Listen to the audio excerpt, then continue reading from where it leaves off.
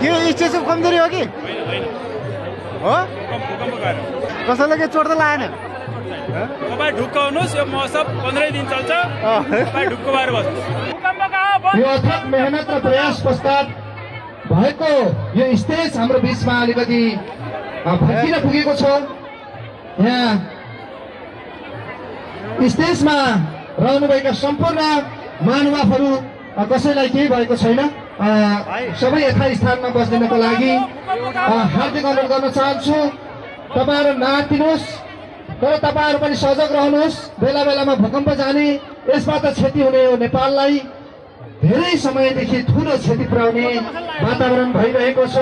यसबाट जोगिनको लागि पनि आम उपस्थित महानुभावहरूलाई हृदयदेखि नै एकदमै तपाईँहरूलाई आभार। तपाईँहरूलाई चाहिँ यो सूचना जारी गर्न चाहन्छु।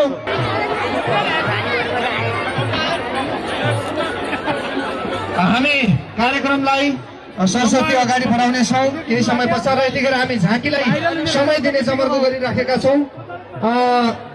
यतिखेर फेरि पनि हाम्रो रुकुम पूर्वको अरू ठाउँहरूमा पनि भूकम्प गएकै होला, तर रुकुम पूर्वमा पनि फेरि भूकम्पले हामीलाई सतायो।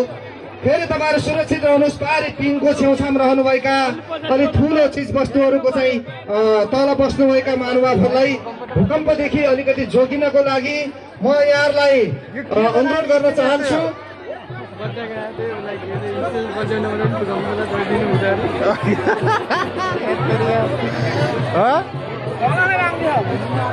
भूकम्प हो अध्यक्षज्यू के स्टेसन कमजोरी हो कि हो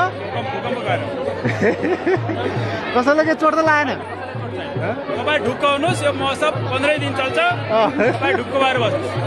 ओ स्टेज पल्ट्यो त यार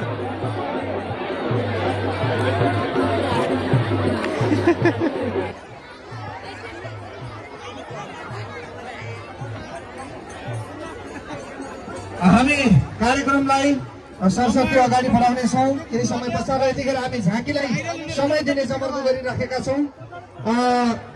यतिखेर फेरि पनि हाम्रो रुकुम पूर्वको अरू ठाउँहरूमा पनि भूकम्प गएकै होला, तर रुकुम पूर्वमा पनि फेरि भूकम्पले हामीलाई सतायो।